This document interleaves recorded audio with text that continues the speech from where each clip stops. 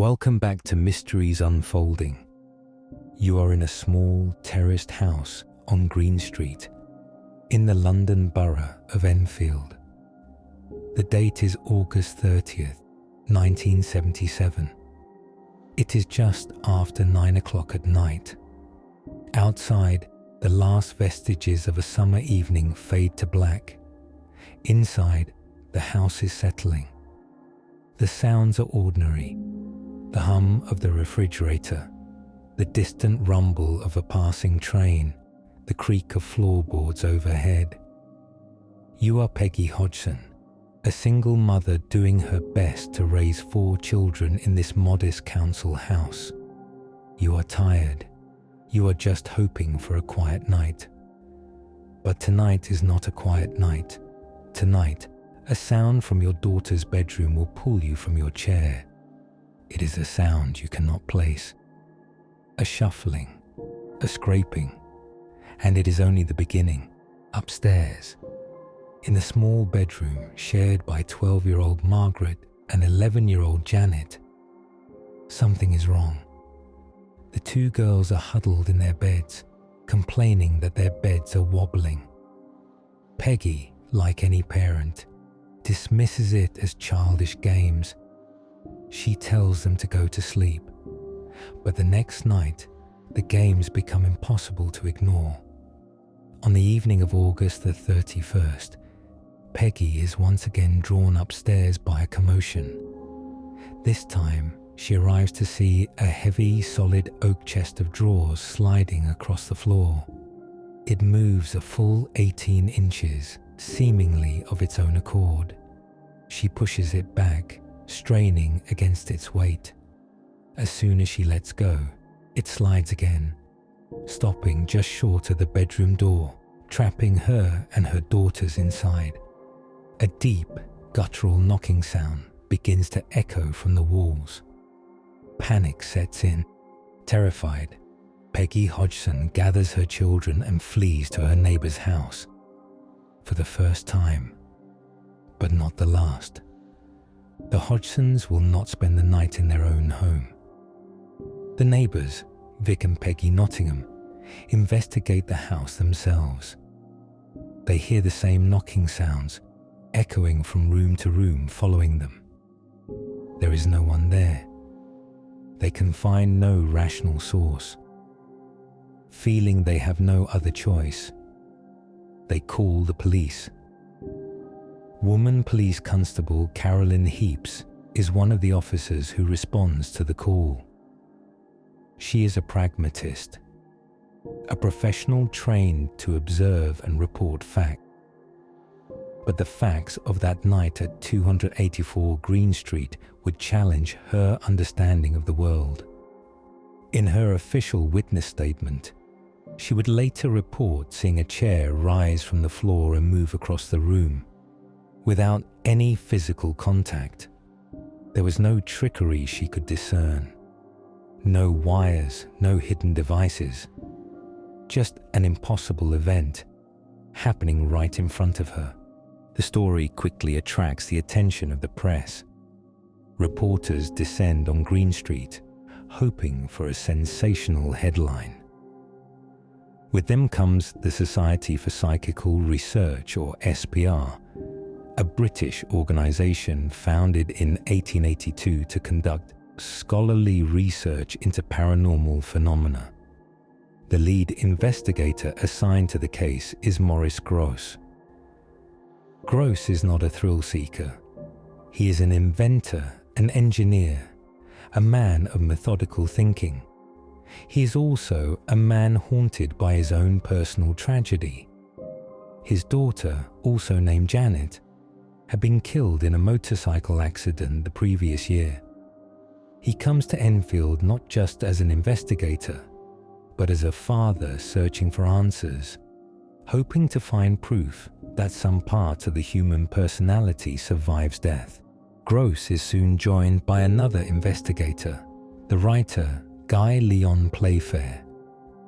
Where Grosse is driven by a personal quest, Playfair is a hardened skeptic, a researcher, who had investigated similar cases in Brazil.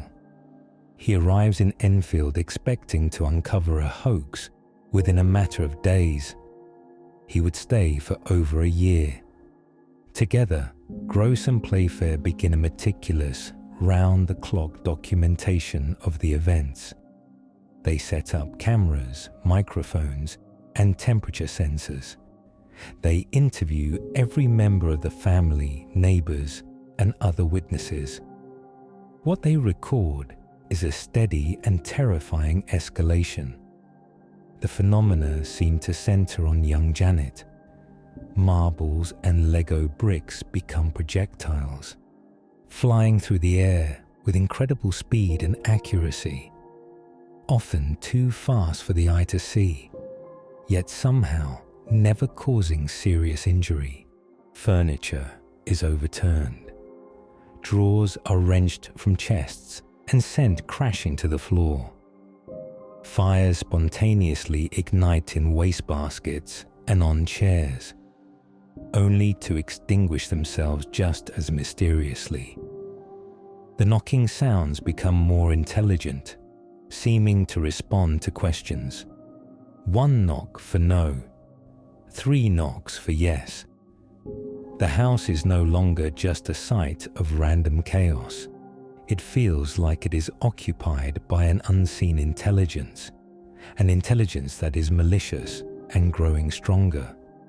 Then, the most disturbing phenomenon of all begins. A voice.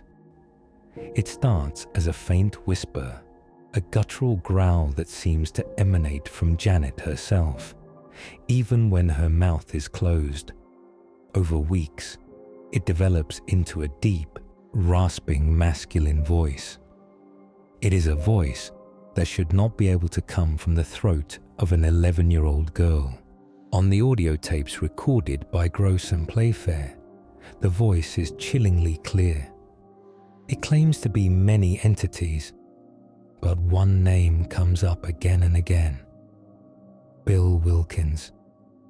The voice claims to be the ghost of a man who had lived and died in the house years before. Just before I died, the voice rasps through Janet. I went blind, and then I had a hemorrhage, and I fell asleep, and I died in the chair in the corner downstairs. A search of public records would later seem to corroborate this. A man named Bill Wilkins had indeed lived at 284 Green Street, and his son would confirm, on tape, that his father had died in the exact manner the voice described. For the investigators, this was a stunning piece of evidence. How could Janet possibly know these details? But the case was far from straightforward. The investigators themselves became targets. Guy Playfair describes feeling an invisible hand push him from a ladder. An audio recorder left in an empty locked room was found with its internal components bent and its tape inexplicably erased. The entity, whatever it was, seemed aware of their attempts to capture it and actively worked to sabotage them. Yet, skepticism remained, and for good reason. The girls were caught, on more than one occasion, faking phenomena. A video camera set up by the investigators captured Janet bending spoons and attempting to bang a broom handle on the ceiling when she thought no one was watching. They later admitted to reporters that they had fabricated some of the events, about 2% they claimed, to see if the investigators would notice. This admission threw the entire case into doubt. Was it all just an elaborate prank by 2 bored, attention-seeking children? A cry for help from a family under immense stress? Many believe so. The evidence of trickery was undeniable. For skeptics, the case was closed. It was a hoax, plain and simple. But for the investigators, and for the dozens of other witnesses, that explanation was too simple. How could two young girls fake the deep masculine voice, a phenomenon that speech experts who analyzed the tapes could not explain?